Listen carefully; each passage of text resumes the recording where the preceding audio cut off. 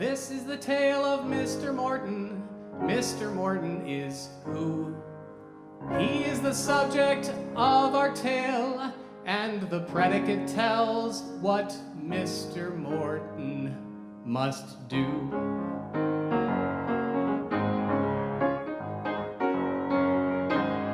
Mr. Morton walked down the street. Mr. Morton walked. Mr. Morton talked to his cat.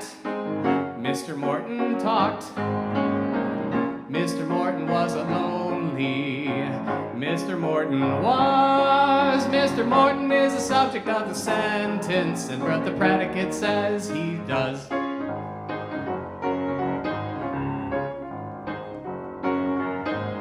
Mr. Morton knew just one girl. Mr. Morton knew. Mr. Morton grew flowers for Pearl. Mr. Morton grew. Mr. Morton was very shy. Mr. Morton was. Mr. Morton is the subject of the sentence, and what the predicate says he does. The subject is a noun, that's a person, place, or thing that tells you what the sentence is about.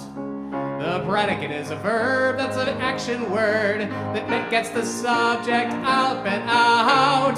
Mr. Morton wrote Pearl a poem. Mr. Morton wrote. Pearl replied in the afternoon. She replied by note. Mr. Morton was very nervous. Mr. Morton was. Mr. Morton is the subject of the sentence, and what the predicate says he does. The cat stretched, the sun beat down, a neighbor chased his kid.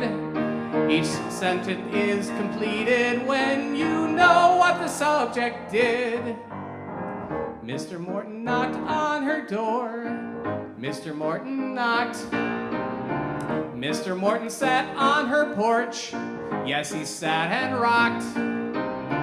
Mr. Morton was a nervous man. When she opened up the door, he ran. Mr. Morton climbed up his stairs. Mr. Morton climbed.